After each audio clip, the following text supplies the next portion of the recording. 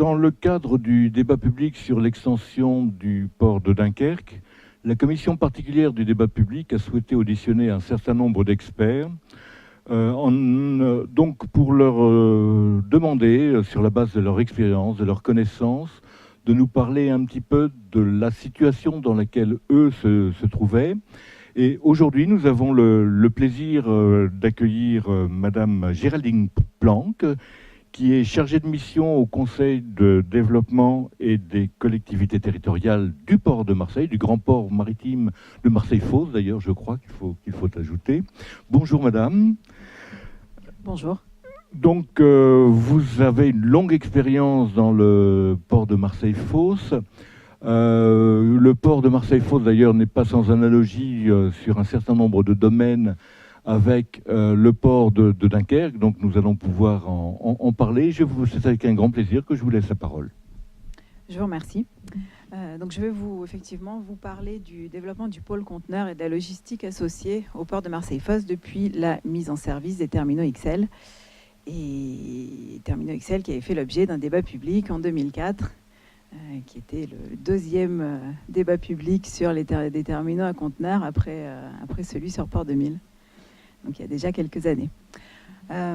Pour cela, je vais aborder au fur et à mesure de ma présentation les différents facteurs clés de succès du développement de la filière conteneurs dans les ports, qui sont largement partagés par les professionnels portuaires, puisque j'ai retrouvé un certain nombre d'éléments dans la présentation du projet CAP 2020 qui a été fait par le port de Dunkerque. Donc je vais parler du positionnement par rapport aux principales routes maritimes. Je vais parler de la richesse de l'Hinterland, de l'importance du PIB de l'Hinterland, de la population et de la production industrielle, de la disponibilité et de la qualité des pré- et post-acheminement ferroviaire, fluvial et routier, et aussi de l'importance de la disponibilité de plateformes logistiques dans ce cadre-là. Et quand on parle de plateforme logistique, évidemment, il est question de main-d'œuvre, de disponibilité foncière et encore une fois de desserte. Et je terminerai par la question de l'acceptabilité des projets portuaires par les populations et par les territoires environnants, et donc la question de la concertation, si vous voulez bien. Alors, très très vite, pour qu'on sache où on se situe dans le port de Marseille, je fais un petit point sur l'organisation territoriale du port de Marseille-Fos.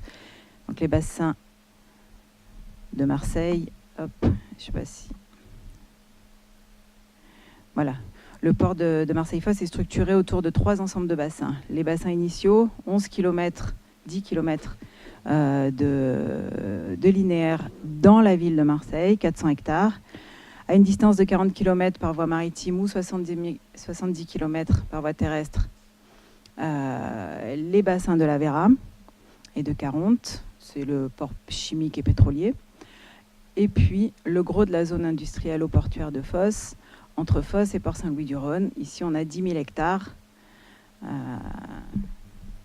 dans lesquels on trouve les trafics les plus massifiés.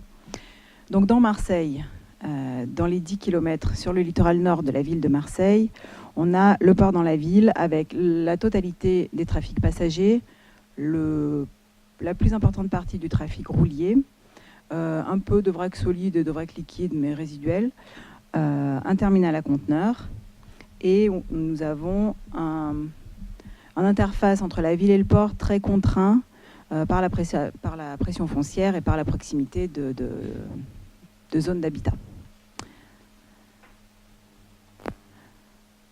Les bassins ouest, donc les ports chimiquiers et les raffineries de la Vera. Et de l'autre côté, je disais, le gros de la zone industrielle au portuaire, donc le port de Fos, dans lequel on trouve les grands terminaux à conteneurs, le grand terminal vraquier et le gros de la zone industrielle au portuaire. De ce côté-là, on n'a pas d'interface ville-port avec trop de pression foncière. En revanche, on a des problématiques environnementales très importantes et des problématiques port-territoire qui sont dispersées sur 4 communes différentes, donc avec des questions de concertation spécifiques.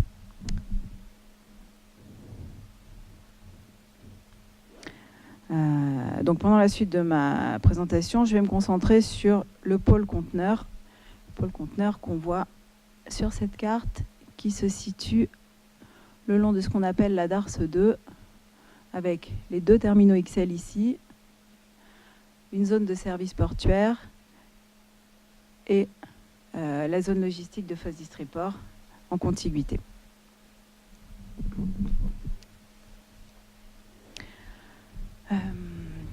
Donc les terminaux XL ont été mis en service entre 2011 et 2012. À l'époque, avant leur mise en service, on faisait 700 000 EVP à Fosse. Depuis, le trafic a cru de quasiment 50%, puisqu'on avait 1 million d'EVP en 2016 sur ces terminaux-là. En 2017, la croissance à fin septembre est encore de 9%. Donc on va dépasser assez largement le million d'EVP en 2017. On est dans un contexte global qui est marqué notamment par la reprise des parts de marché sur les ports concurrents, par les effets de la réforme portuaire, par le retour de la confiance d'un certain nombre de clients et de compagnies maritimes qui sont revenus à Fosse depuis la réforme portuaire, par un très fort développement de la logistique, on y reviendra tout à l'heure, associé au développement du conteneur, et évidemment l'apparition depuis 2011, puis la consolidation des alliances entre armateurs, puisqu'en 2011 il y avait des accords mais il n'y avait pas d'alliance entre armateurs, et depuis on a vu progressivement, en 2012 6 alliances, 2014 4 alliances, 2017 il n'y en a plus que 3, et donc tout ça a un impact sur la taille des terminaux à conteneurs et les équipements, les outillages à quai des terminaux à conteneurs aujourd'hui, puisque plus les navires sont importants, plus les terminaux doivent s'adapter, comme j'y reviendrai tout à l'heure.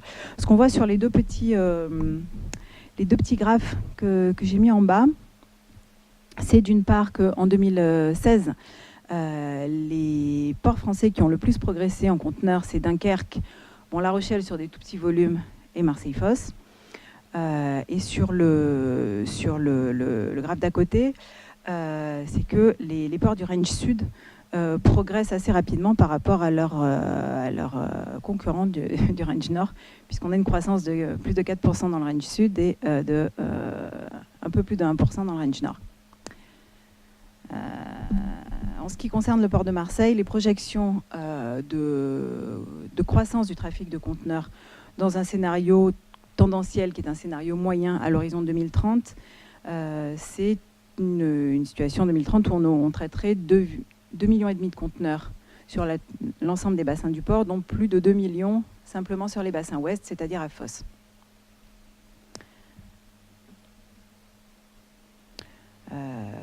Donc je parlais tout à l'heure de l'évolution de la taille des ports de conteneurs, qui est en amont des alliances. Qui se traduit par l'évolution de la taille des portiques, puisque plus les navires sont grands, plus ils sont larges, et plus les portiques qui vont chercher les boîtes pour les charger, les décharger, doivent évoluer en conséquence, ce qui oblige les terminalistes et les manutentionnaires à renouveler leurs équipements pour pouvoir accueillir des navires plus importants. Par ricochet, les terminaux, les ports eux-mêmes doivent s'adapter aux évolutions de la taille des navires en allongeant les quais et en renforçant les quais, sous peine d'être sortis des loupes si les terminaux sont trop courts ou s'ils ne permettent pas d'accueillir des navires de plus en plus grands. La situation actuelle des terminaux des bassins ouest du port de Marseille, c'est donc 2 terminaux XL. Au nord, le terminal de Sillard, qui a une capacité de 800 000 EVP, qui a 5 portiques, 2 super post-Panamax et 3 post-Panamax. Et au sud, le terminal de Portinergie Eurofosse, qui a une capacité d'1,2 million d'EVP, avec 8 portiques, le aussi 2 super post-Panamax, 3 post-Panamax et 3 Panamax. Donc ça fait une capacité totale de 2 millions d'EVP, mais sur des terminaux qui aujourd'hui sont séparés par ce qu'on appelle la rotule. Au Havre, ils ont une chatière, à Fosse, on a une rotule qui sépare les 2 terminaux. Donc par conséquent, nous avons actuellement un projet de réunification des 2 terminaux à conteneurs de Fos, dont l'enjeu est de permettre l'accueil et l'opération des plus grands navires en conformité avec l'ambition d'être un port qui est une vraie alternative méditerranéenne à ses collègues et concurrents des ports du Nord. L'objectif, c'est donc d'avoir 2,6 km de linéaire de quai d'un seul tenant, avec des gains de productivité jusqu'à 100 mouvements par heure, qui permettraient d'accueillir et de traiter plusieurs unités de 400 mètres, donc des superpostes Panamax, avec un tirant d'eau de 15 mètres.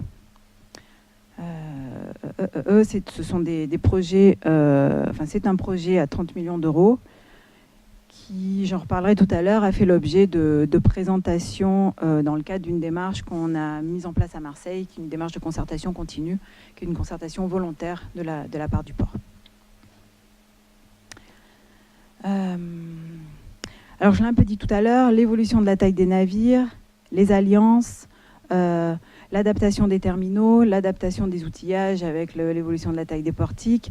On a des impacts comme ça en cascade sur toute la chaîne logistique et de transport.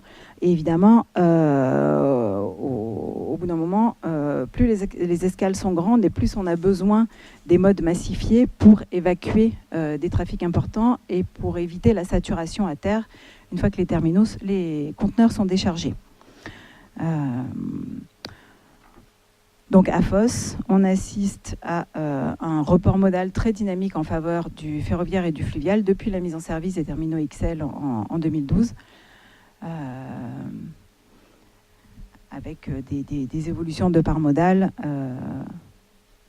que vous voyez sur le graphe ici. En 2014, on avait une part modale ferroviaire de 9%, une part modale fluviale de 8% et une part modale routière de 83%. En 2016, le ferroviaire a gagné 3 points et on a 12% de part modale ferroviaire, du fait de nouveaux services principalement, 10% de part modale fluviale et 78% de part modale routière. L'objectif à 2030, c'est de doubler la part modale du ferroviaire, d'avoir une stabilité sur la part modale fluviale et de réduire le routier à un peu plus de 70%. Ceci multiplierait le nombre de conteneurs sur les trains par 6, sur la barge par 3 et limiterait l'augmentation du routier à x2. Ce qu'on peut dire ici, je ne sais pas quelle est la situation à Dunkerque, mais à Fos, on a 6500 poids lourds par jour qui sont générés par la zone industrielle-portuaire. Et sur ces 6500 poids lourds par jour, on en a 3500 qui sont générés par le pôle conteneur lui-même. Pôle conteneur au sens large, c'est-à-dire ce que je vous ai montré sur la carte tout à l'heure, plus une autre zone logistique qui est située un peu plus au nord sur la zone industrielle.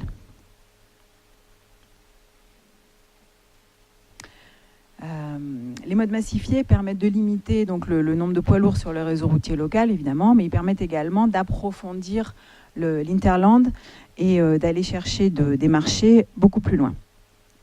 Au jour d'aujourd'hui, les principaux marchés atteints par le port de Marseille-Fos, c'est la région PACA, la région Rhône-Alpes-Auvergne, le sud-ouest, la région parisienne et le Grand Est. Il y a 26 destinations desservies chaque semaine par le fer et le fleuve en 2016.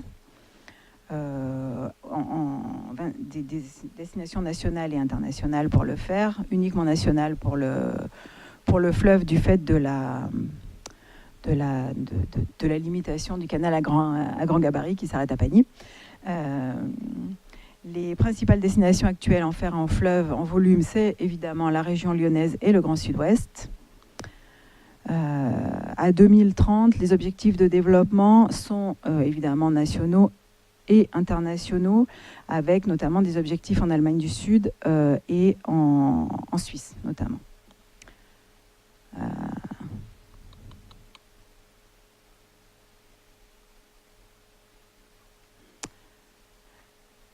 Dès aujourd'hui, il existe un réseau dense de navettes ferroviaires régulières pour préposte acheminer les conteneurs. On voit ici, alors c'est peut-être pas très lisible sur la carte, en rose, les navettes ferroviaires et le réseau de navettes ferroviaires qui monte jusque dans le nord de l'Allemagne. En vert, les navettes fluviales, avec quatre ports fluviaux principaux, Valence, Lyon, Mâcon et Chalon-sur-Saône. Et en pointillé blanc, les projets notamment vers l'Italie.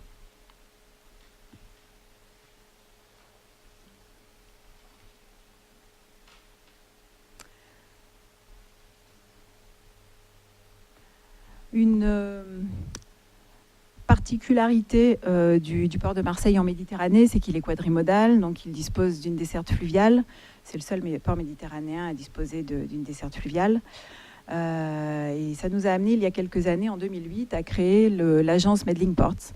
L'agence Medlink Ports qui est aujourd'hui le premier ensemble fluvio-portuaire français qui a traité plus de 100 millions de tonnes en 2016 sur l'ensemble des ports Medlink. Medlink, c'est 12 membres permanents, dont les ports intérieurs de l'axe Rhône-Saône, le port maritime de Sète, le port maritime de Marseille, la CNR et Voies navigables de France. L'objectif de Medlink, c'est de faire la promotion du transport fluvial et la promotion des plateformes fluviales intérieures qui sont reliées à Sète et à Marseille, de façon à faire basculer le plus de trafic possible du camion vers le fleuve et vers le mode fluvial. Pour cela, donc je l'ai dit, on a commencé par faire de la promotion ensemble avec les ports intérieurs, et puis petit à petit, on a été à l'initiative du lancement du process Export Medlink Safe, qui cherche à booster le transport de marchandises dangereuses par voie fluviale. Donc là, l'idée, c'est d'avoir des procédures identiques, de partager des formations avec les ports intérieurs qui font partie du réseau Medlink Safe, et de labelliser un certain nombre de chargeurs également Medlink pour les associer à notre promotion commune. On aura peut-être l'occasion de revenir sur le sujet de Medlink dans les questions tout à l'heure.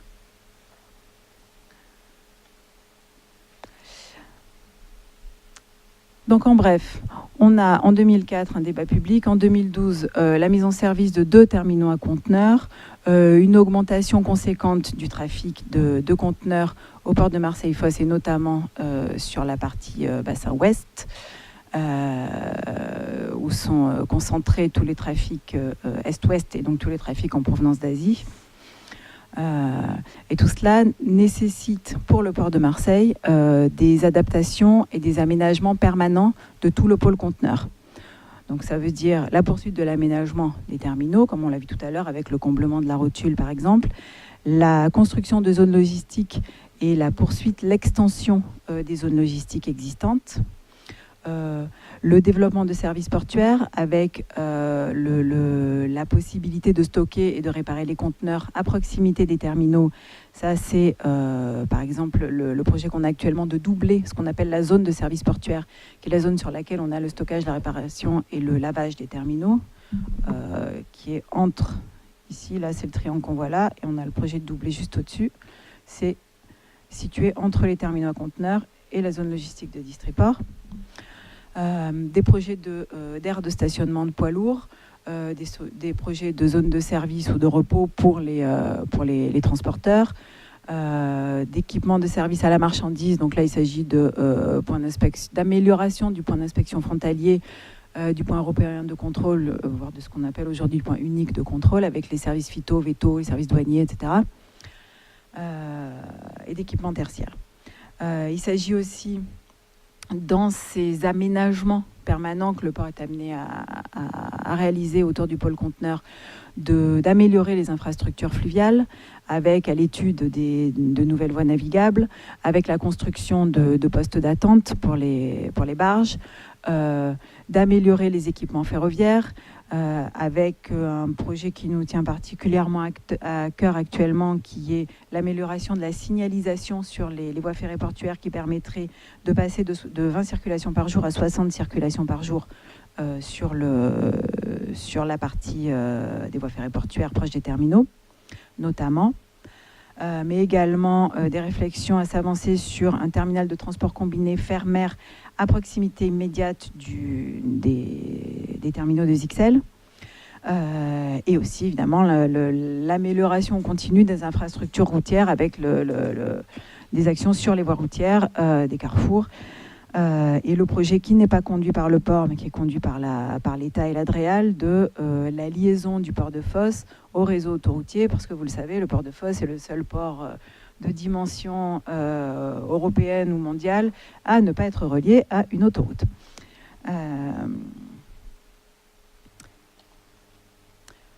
Donc, je le disais tout à l'heure, dans les facteurs clés de succès du développement de la filière conteneur, on a évidemment l'existence et le développement de zones logistiques portuaires associées. C'est très important parce que ça fixe un trafic qui autrement peut être assez volatile et qui ne présente pas de difficulté à être traité ailleurs. On a l'habitude. Il y a longtemps, le port d'Anvers et les ports belges communiquaient des chiffres disant que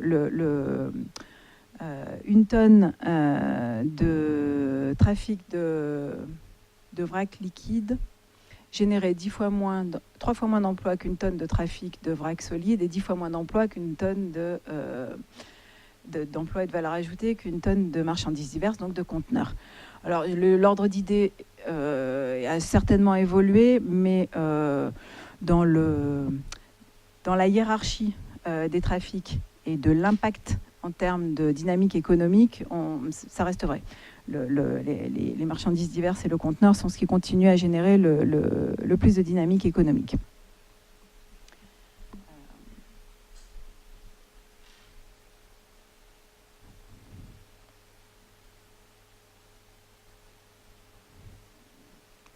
La filière logistique, en ce qui concerne le port de Marseille-Fos, on est un point d'entrée positionné au bout de la dorsale française qui fait Lille, Paris, Lyon, Marseille, donc qui est très bien positionné et qui se termine par une couronne logistique autour de Fos qui réunit 3 millions de mètres carrés d'entrepôts dans un rayon d'une trentaine de kilomètres autour des terminaux portuaires.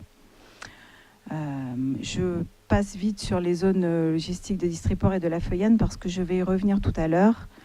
Et de toute façon, vous aurez la présentation, vous pourrez revenir dessus. Sur les 3 millions de mètres carrés d'entrepôts logistiques qui sont situés dans la couronne logistique de Fos, différentes études ont montré qu'on a 1 million de mètres carrés bâtis qui sont imputables au traitement de conteneurs qui passent par le port de Fos. C'est-à-dire un tiers. Et donc là, on a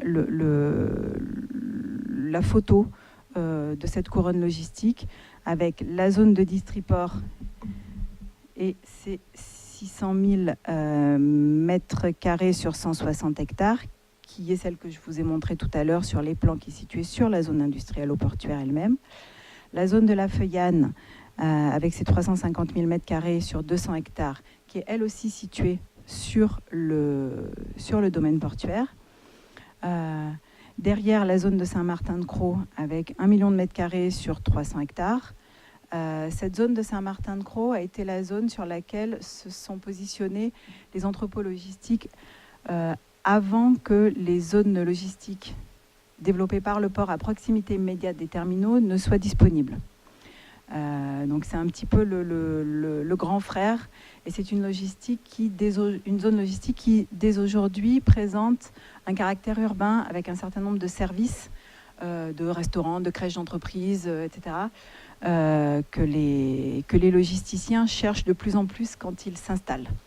Ce qui fait défaut pour l'instant sur les zones directement situées sur le périmètre portuaire, et qui constitue une problématique pour le port actuellement, et je pense qu'il constituera une problématique pour les zones logistiques en développement à Dunkerque,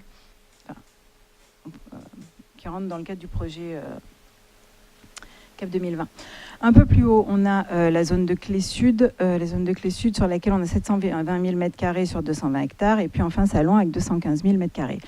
Sur ces 5 zones logistiques, on retrouve tous les grands noms, de Katoon, Nassi à Castorama, en passant par Decathlon, Kawasaki, Carrefour, Ikea, Maison du Monde, Schenker, Kuehne+Nagel, Coca-Cola, Michelin, Géodis, et j'en passe.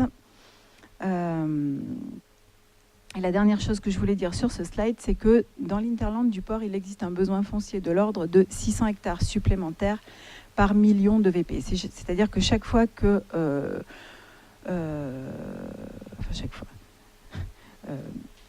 c'est-à-dire que si le port gagne 1 million de VP de trafic, on aura besoin de 600 hectares environ de logistique supplémentaire pour pouvoir les traiter localement et éviter que ces conteneurs aillent se faire traiter dans des territoires plus éloignés du port.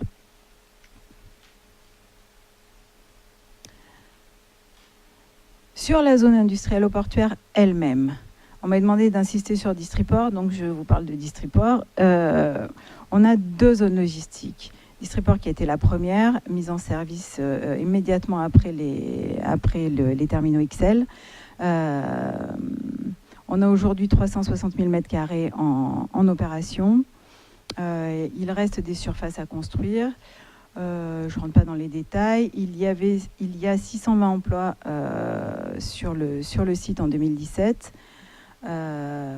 Cette zone-là fait 160 hectares et il y a à proximité immédiate une zone de 120 hectares environ réservée pour étendre la zone logistique.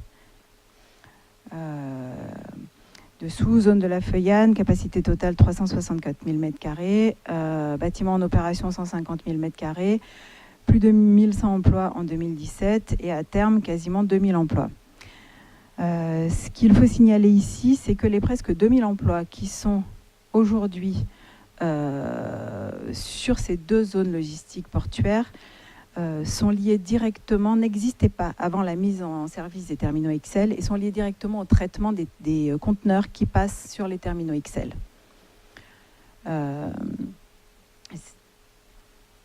J'y reviendrai tout à l'heure, mais c'est vraiment la première petite couronne logistique est sur ces 2 zones-là et on a déjà 2000 emplois à cet endroit-là. Toujours sur cette question de l'emploi logistique. Depuis 2010, la Maison de l'Emploi d'Istres, qui a étudié le sujet, a montré que les emplois logistiques avaient augmenté de plus de 70% sur le territoire immédiat et que le nombre d'établissements avait progressé de plus de 20%. On a plusieurs outils au service de ce développement. D'une part, ce qu'on appelle la Convention pour l'emploi sur la zone industrielle portuaire de Fos. C'est un outil d'anticipation et de recrutement qui est issu des recommandations du débat public de ZXL en 2004. Puisque à l'époque du débat public de ZXL, on anticipait un certain nombre de créations d'emplois. Et il avait paru important de mobiliser le service public de l'emploi, le port, pour anticiper sur les formations et les embauches et aider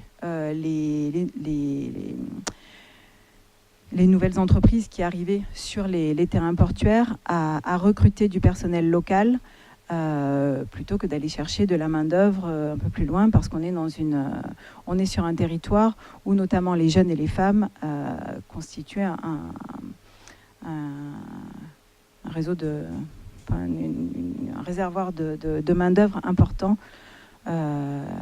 qui pouvait travailler dans les zones logistiques liées au développement de 2XL. Deuxième outil, c'est une gestion prévisionnelle des emplois et des compétences territorialisées sur le transport et la logistique qui a été conduite par la Maison de l'Emploi d'Istres en 2014, qui a permis d'identifier les emplois et les établissements de la filière et d'identifier les problématiques du secteur, comme par exemple le fait que la logistique liée au trafic portuaire est marquée par une très forte saisonnalité, à laquelle les entreprises ont du mal à répondre. puisqu'on a parfois jusqu'à une augmentation de 50% des effectifs en période haute, avec un recours massif à l'intérim. Autre constat, peu de femmes, malgré tous les efforts mis en place dans le cadre de la Convention pour l'emploi sur la ZIP de Fos. Autre constat, des fonctions support et d'encadrement qui représentent environ 16% de l'effectif en moyenne dans les entrepôts. Des problématiques de formation spécifiques qui seraient développées sur la zone. Enfin, je ne rentre pas dans le détail, mais ce sujet-là a été largement étudié par la Maison de l'Emploi en lien direct avec les entrepôts qui sont sur les plateformes logistiques et le port.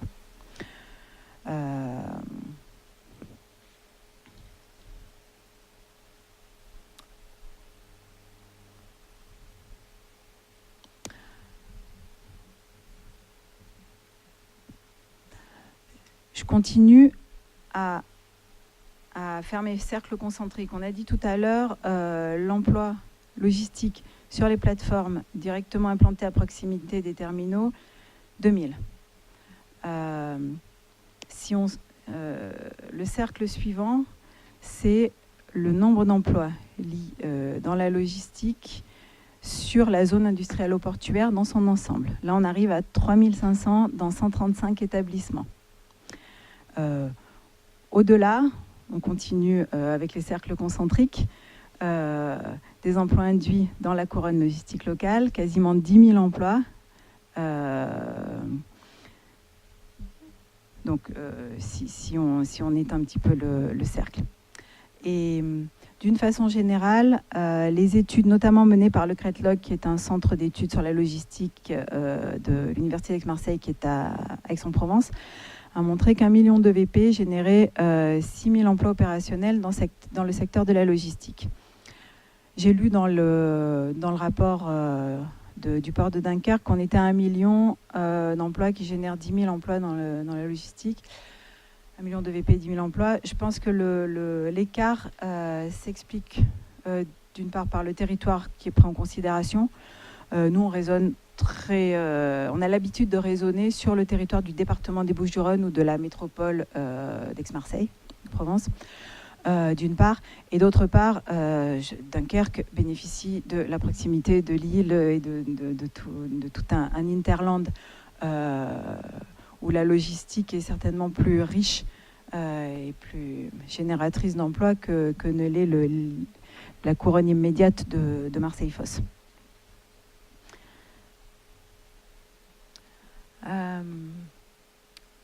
Alors, comme tous les ports, le port de Marseille mesure le poids économique de son activité dans son environnement local de façon assez régulière. Donc, les derniers travaux que nous avons réalisés avec l'INSEE l'année dernière, en 2016, sur des chiffres de 2013, montraient qu'on avait un cluster industriel-portuaire qui réunit 41 500 emplois, sans l'intérim et sans le non-salarié. Du coup, on serait plutôt autour de 45 000 emplois si on compte l'intérim et les non-salariés. Je passe les détails qui ne vous intéressent pas. Je souligne simplement que si on passe au cercle concentrique suivant, l'emploi dans la logistique maritime et terrestre, à l'échelle du département des Bouches-du-Rhône, c'est 19 475 emplois dans 876 établissements. Donc 2000, 3500, 10 000, 19 000.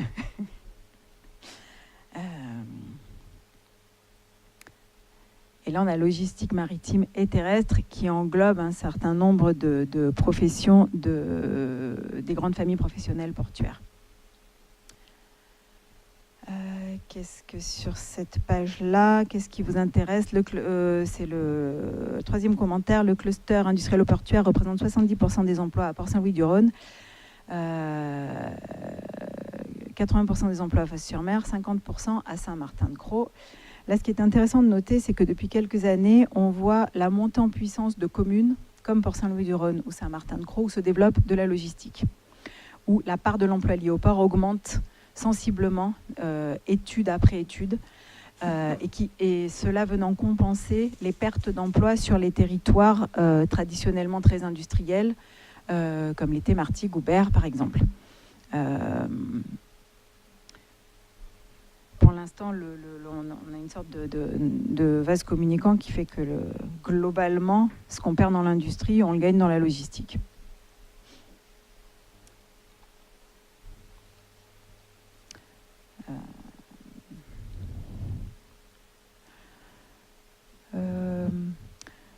Ici, ce qu'il est important de noter, c'est que dans le cluster maritimo-portuaire de Marseille-Fos, 8 salariés sur 10 du cluster ne résident pas dans la commune où ils travaillent, ce qui génère de très nombreuses relations domicile-travail avec des incidences sur la desserte locale, et que notamment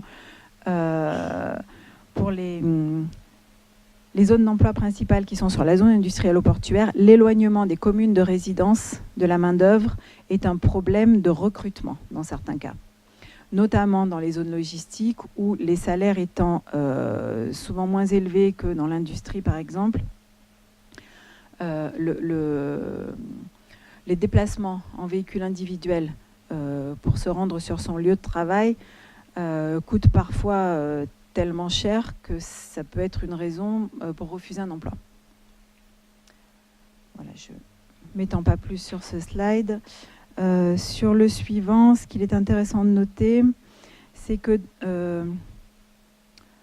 11% de la richesse dégagée dans le département des Bouches-du-Rhône est imputable au cluster industriel au portuaire, qu'on est dans le même ordre d'idée pour Le Havre en Haute-Normandie, avec la même méthode de travail avec l'INSEE, et que dans le cluster industriel au portuaire, la répartition entre les trois grandes familles professionnelles que sont la logistique, l'industrie et les services est la suivante. On a 38% de la richesse dégagée par le cluster, qui l'est par la logistique maritime et terrestre. Sans surprise, c'est moins important que l'industrie qui dégage 52% de la richesse du cluster et 10% par les services. Vous vous souvenez, sur le slide que je vous ai montré tout à l'heure, on avait à peu près 50% des emplois qui étaient générés par la logistique. Donc là, on a voilà, le emploi et valeur ajoutée sont inversés entre logistique et industrie.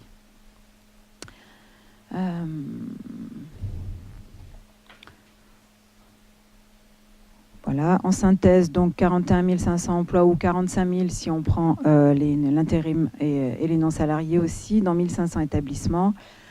11% de la valeur ajoutée dégagée sur le territoire, 1 milliard d'euros de masse salariale dégagée par an, soit 8% du total du département. Ça, c'est l'impact économique du port de Marseille-Fos.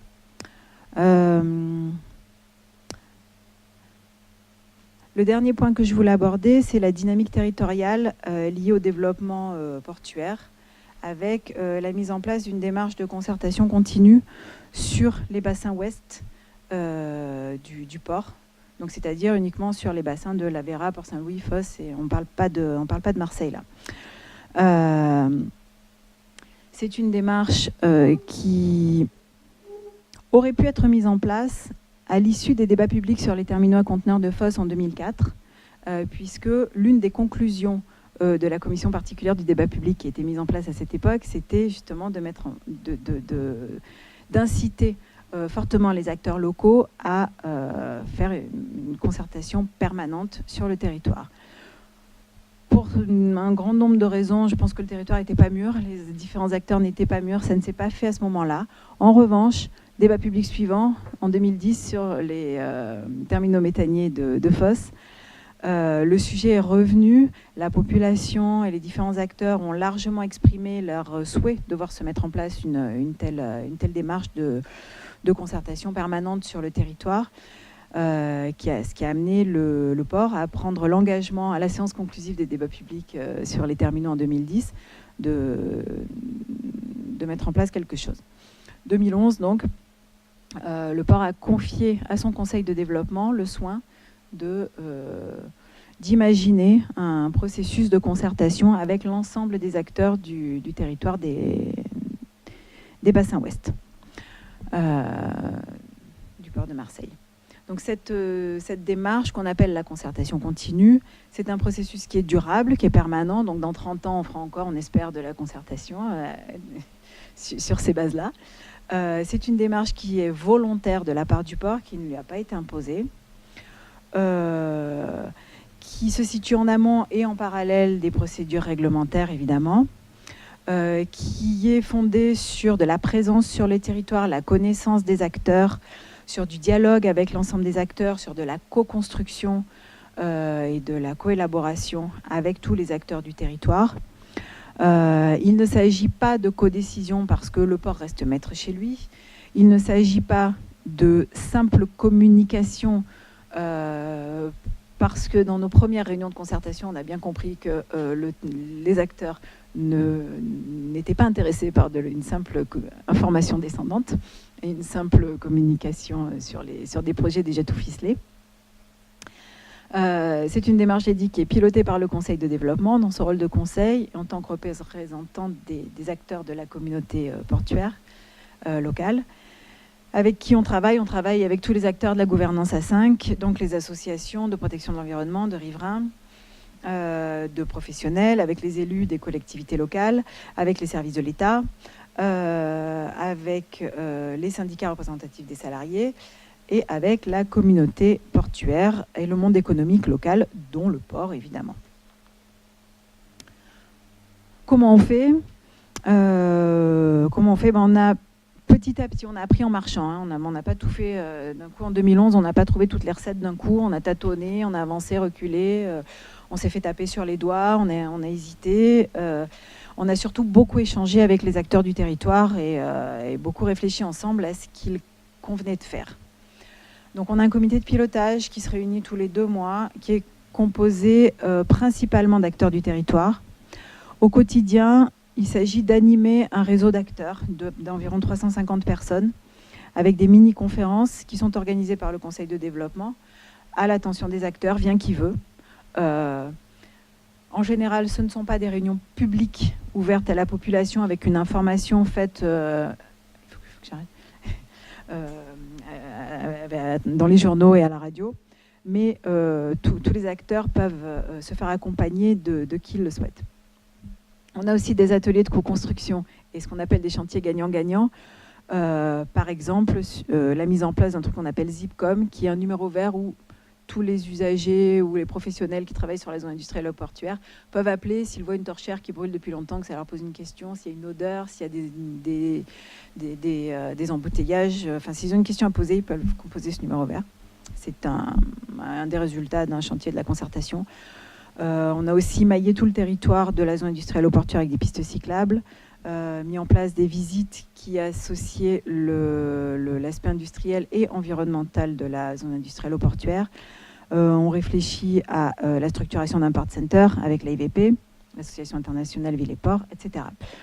On accompagne évidemment les démarches pilotées par les porteurs de projets eux-mêmes, les démarches de concertation volontaires qui pourraient être mises en place par des porteurs de projets qui viennent s'implanter sur la zone. Et à un niveau un peu plus politique ou un peu plus amont, on a co-rédigé avec des acteurs du territoire un document qu'on a appelé les principes de la concertation, qui définit les règles du jeu de la concertation et qui pose les bases d'une vision commune de la zone industrielle au portuaire à 2030 ou 2040, qui serait de créer une vision partagée du schéma de développement global du port et des industries portuaires et de faciliter leur insertion harmonieuse dans les territoires. Je passe sur les détails. Vous avez compris la logique. En gros, il s'agit d'animer un réseau d'acteurs locaux, de discuter le plus en amont possible, avec le plus de monde possible, des projets d'infrastructures, de développement, de tout ce qui peut se passer sur la zone industrielle au portuaire avec les acteurs.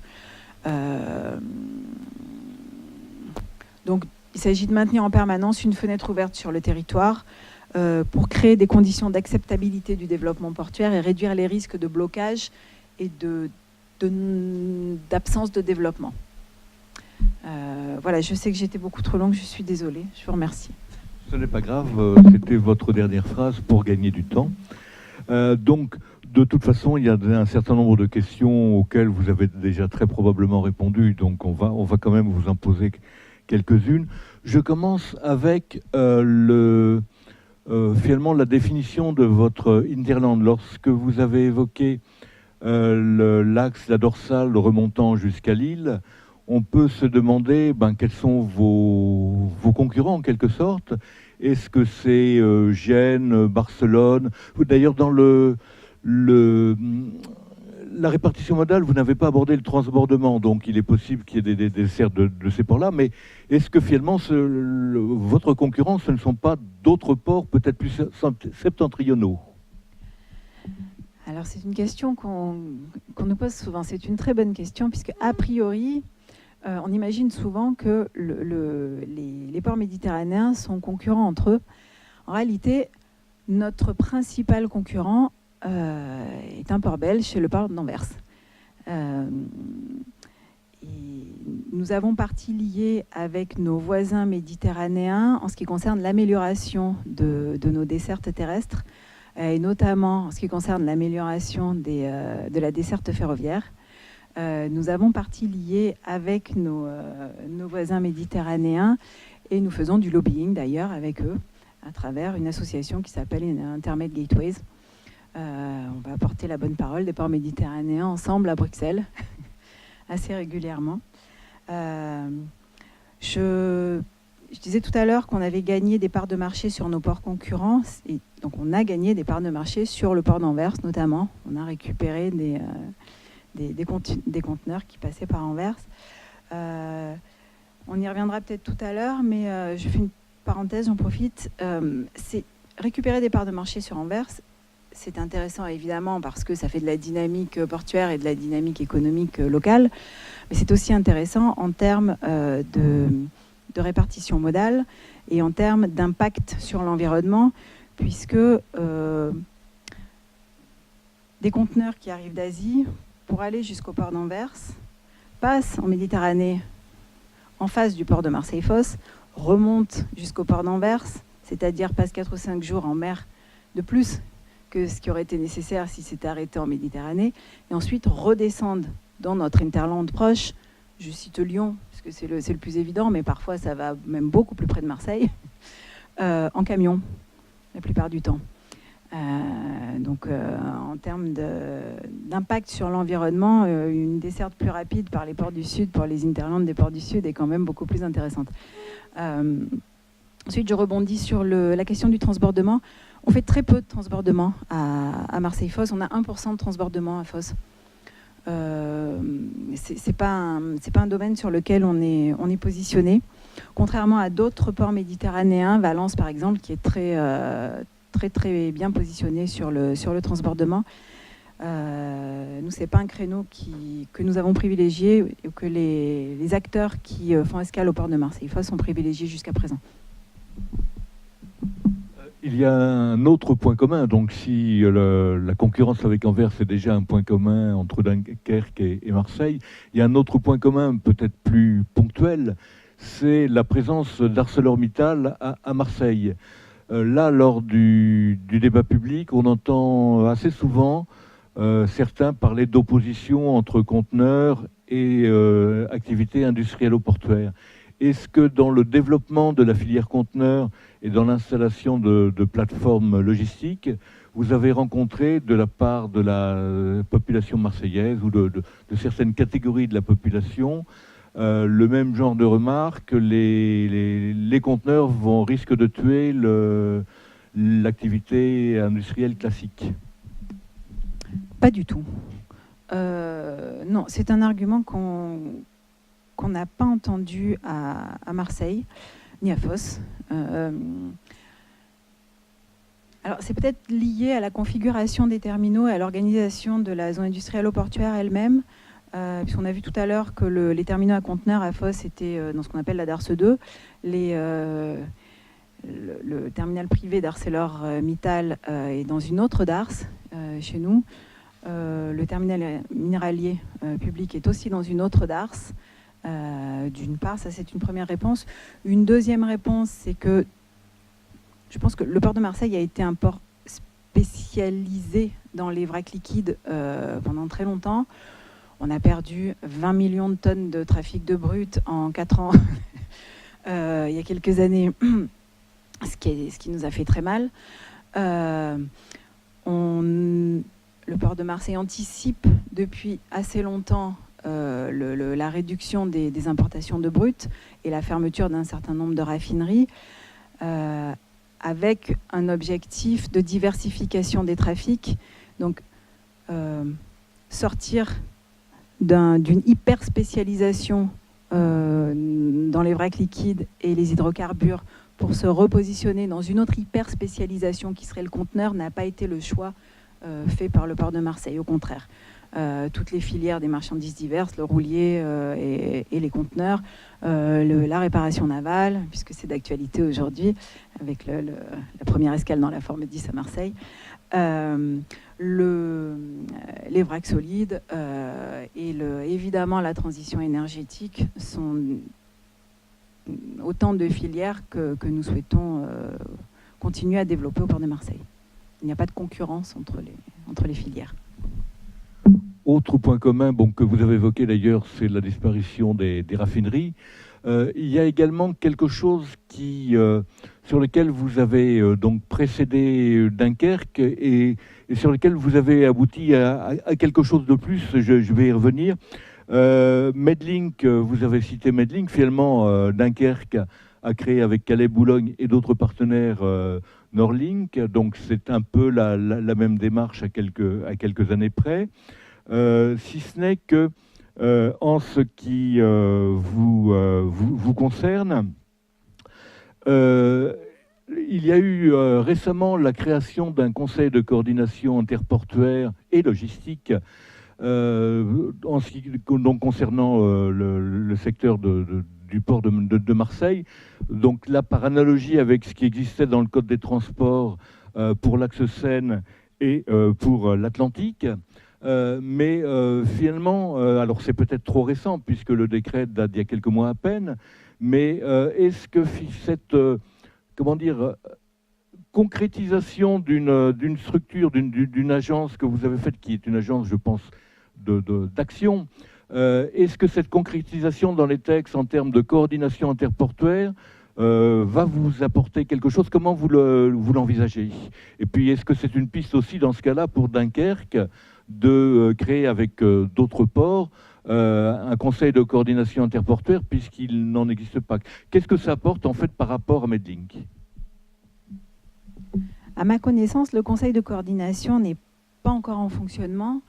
La personne qui est en train qui est chargée de le structurer mène un certain nombre d'entretiens actuellement. Et c'est de toute façon quelque chose qu'on appelle de nos voeux depuis de nombreuses années. Alors on a parlé de Gateway Méditerranée-Rhône, on a parlé de Medlink a préfiguré, mais de façon peut-être beaucoup plus opérationnelle que ne pourrait l'être le Conseil de coordination portuaire, la situation. Mais quoi qu'il en soit, quelle que soit la structuration du Conseil de coordination portuaire et logistique, il sera le bienvenu, puisque naturellement notre position stratégique, c'est de nous positionner comme une porte d'entrée méditerranéenne de l'Hinterland lyonnais en premier lieu, et puis de l'Hinterland européen par la suite, et comme une alternative méditerranéenne au port du Nord. Donc ce conseil nous y aidera certainement. Alors moi, je constate qu'effectivement, il y a des points communs avec Dunkerque, mais néanmoins, il me semble qu'il y a aussi des différences. Il y a des différences, tout d'abord géographiques. Lorsque j'ai vu votre présentation du port, j'ai été frappée par l'étendue du cluster industriel-portuaire de Marseille-Fos, étendue qui, comme vous venez de dire, se traduit par l'existence de plusieurs sites.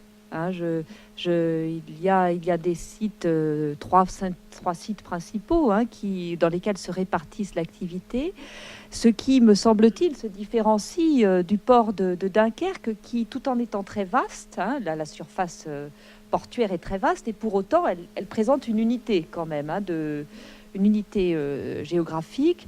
Et donc, j'ai deux questions par rapport au port de Marseille. La première, c'est il y a donc deux plateformes logistiques principales, dont deux plateformes, dont FOSS et District. Et je voulais savoir comment vous aviez réussi à organiser cette gestion de l'espace du site, comment s'effectuait la répartition entre les activités de stockage propres à la logistique et les activités de distribution par rapport à l'organisation de votre hinterland et la remontée des marchandises, que ce soit par voie fluviale, ferroviaire ou routière. Parce que on a le sentiment que dans le projet du port de Dunkerque, les deux sont étroitement imbriqués. C'est-à-dire, l'idée, c'est de faire vraiment... Comme, il me semble que pour Marseille, c'est plus difficile de faire du porte-à-porte que peut-être pour Dunkerque, où il peut y avoir plus facilement une concentration des activités de stockage, des entrepôts et des activités de distribution des marchandises. Ma deuxième question est par rapport à, cette fois-ci, à l'avenir plutôt. Comme avez-vous pensé, parce que c'est une question que nous avons évoquée ce matin avec des experts par rapport aux nouvelles technologies et à l'innovation, comment avez-vous pensé, ou avez-vous déjà pensé, mais je suppose que oui, à mettre en œuvre une gestion qui soit dématérialisée du port, puisque est-ce que vous avez mis en place un logiciel d'informatique pour essayer de relier les différentes activités du port les unes avec les autres, afin de permettre à ce que tous les acteurs de la chaîne logistique porteurs puissent travailler ensemble dans une continuité et une homogénéité parfaite. Donc, en fait, ce qui m'intéresse par rapport au projet du port de Dunkerque, c'est de savoir comment vous avez, sur une étendue extrêmement vaste et quand même un petit peu découpée, comment vous avez réussi à organiser l'activité à la fois sur le plan matériel,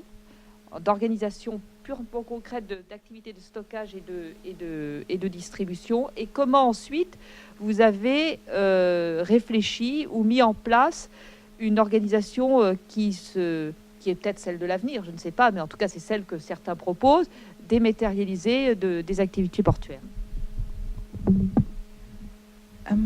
Alors, en ce qui concerne les différents...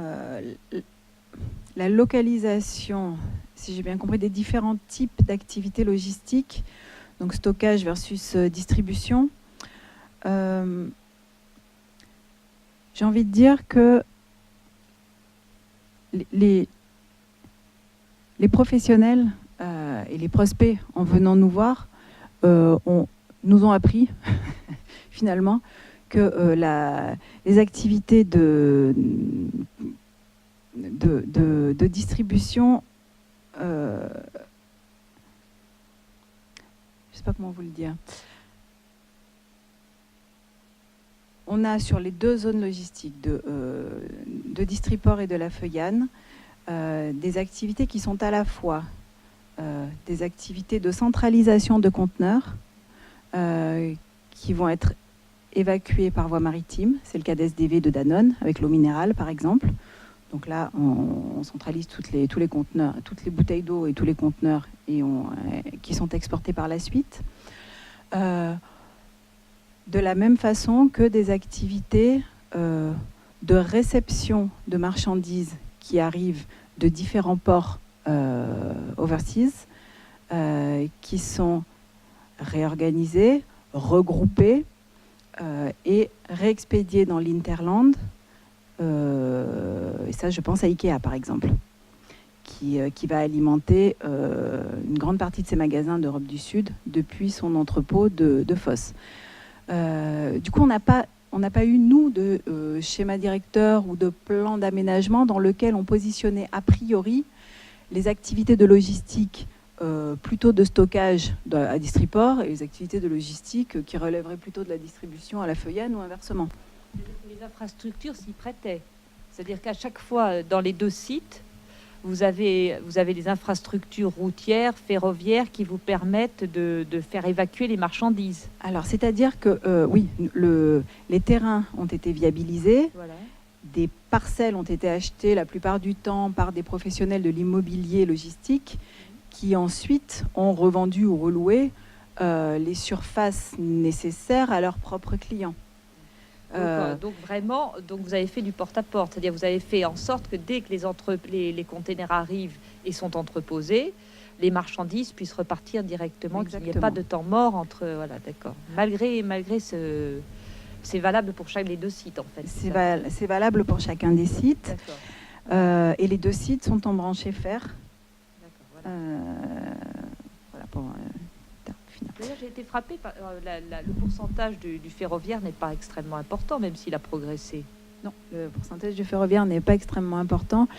C'est avant tout une question de service.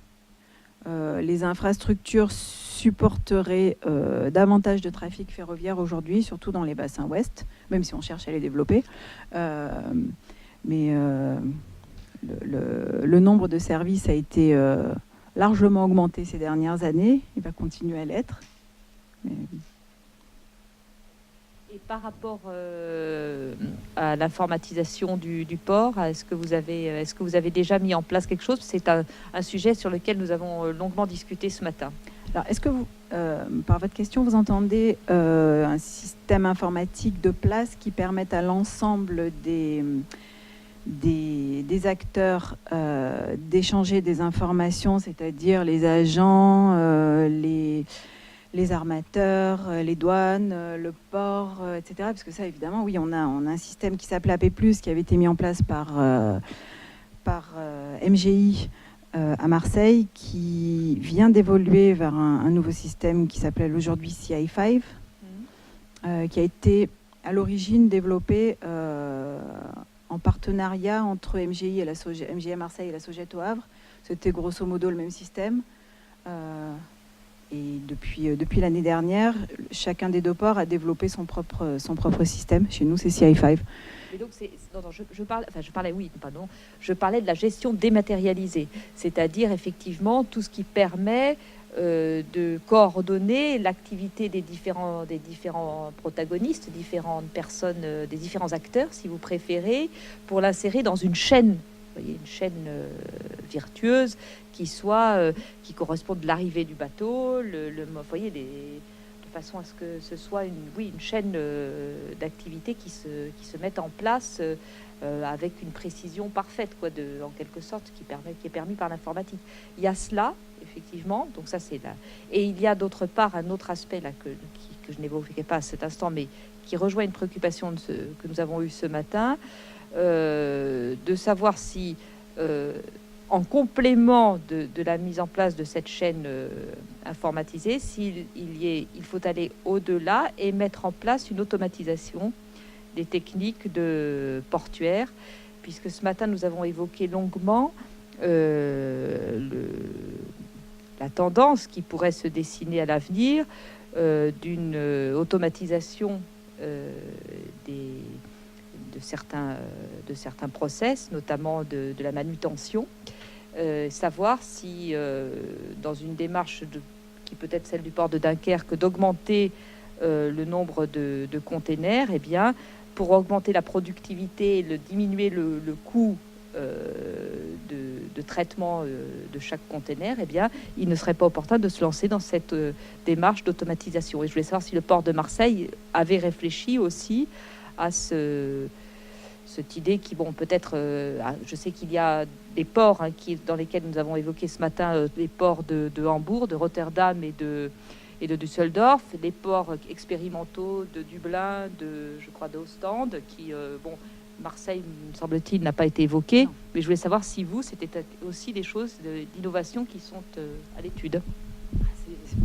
Bien sûr, ce sont des solutions que nous observons de loin pour l'instant. On n'a pas de projet de ce type au port de Marseille actuellement.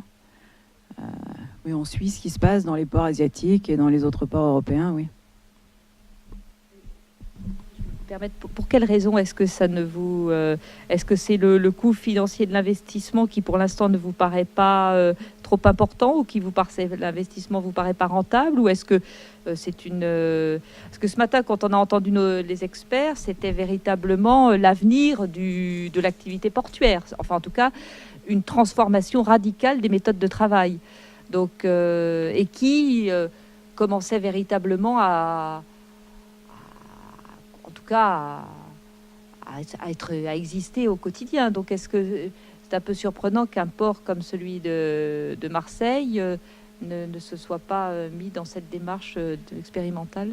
Vous avez certainement parlé avec des manutentionnaires ce matin, parce que depuis la réforme des ports français, ce qui se passe sur les terminaux relève des décisions des manutentionnaires et puis plus de l'autorité portuaire.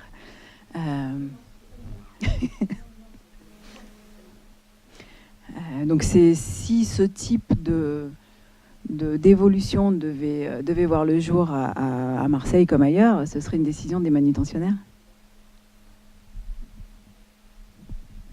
Oui, j'avais une question très simple et très rapide sur les effets de la gouttière, en quelque sorte. Donc vous avez, par là même, vous souhaitez accueillir des navires de plus en plus importants. Est-ce que vous êtes limité par un tirant d'eau? Parce que finalement à Dunkerque, il y a quelque chose qui est mis en avant, c'est l'importance du tirant d'eau. Donc est-ce que vous avez des problèmes de tirant d'eau, ou est-ce que c'est quelque chose qui ne pose pas problème? Alors sur les terminaux à conteneurs, on est actuellement limité par un tirant d'eau à 15 mètres qui permet de recevoir des navires de 400 mètres, donc des super post Panamax, des triple E. Donc actuellement, c'est pas limitant, d'autant plus que les escales, les escales de fosse sur les loupes sont pas des escales qui interviennent à un moment où les navires sont les plus remplis. Donc c'est pas un moment où les navires sont les plus lourds.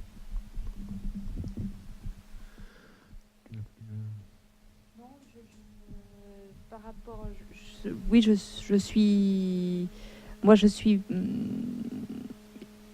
je reste étonnée par l'ampleur de la plateforme logistique que vous présentez, par l'ampleur du cluster. Si vous aviez, par rapport au projet du port de Dunkerque, et par rapport qui a été aussi le projet dans lequel vous avez sans doute travaillé, quelles sont selon vous, vous l'avez un peu dit tout à l'heure, les conditions, mais vous avez le recul de votre expérience, vous avez de ce que vous avez. Quelles sont aujourd'hui, selon vous, les conditions les plus importantes des réussites d'un projet d'expansion du trafic de conteneurs comme souhaite le mettre en œuvre le projet de Dunkerque? Qu'est-ce qui, au regard de votre propre expérience, aujourd'hui vous paraît être les conditions les plus pertinentes de réussite d'un projet comme celui-ci? Facteur clé de succès et point de vigilance. Facteur clé de succès et point de vigilance. Alors,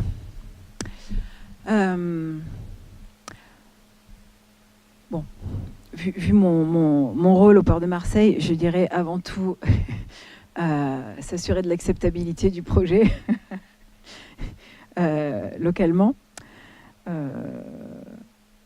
que je dis ça, mais on a un exemple il y a quelques années à Anvers, où le projet d'Argang Dock, qui était le grand projet d'Anvers il y a 10 ans, donc le nouveau terminal principal d'MSC à Anvers, qui a pris 2 ans de retard, me semble-t-il, du fait d'une absence de concertation en amont. Donc, avant tout, je dirais les facteurs d'acceptabilité. Ensuite, je l'ai dit,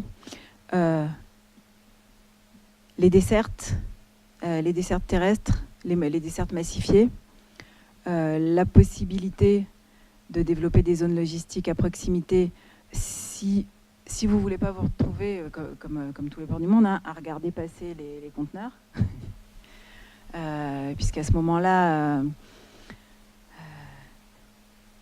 l'OCDE l'a très bien montré dans plusieurs de ses études, la population locale pâtit de toutes les externalités négatives et ne bénéficie d'aucune externalité positive. Donc la dynamique économique passant par le traitement logistique, c'est les traitements logistiques. Et je dirais une association ou des contrats avec des manutentionnaires qui font en sorte d'alimenter les terminaux et d'alimenter sérieusement les terminaux. Écoutez, merci beaucoup de votre intervention. Je pense que je me permets de dire la relative avance que vous aviez sur le port de Dunkerque peut être utile à la fois aux Dunkerquois et surtout peut-être au port de Dunkerque. Merci encore. Merci à vous.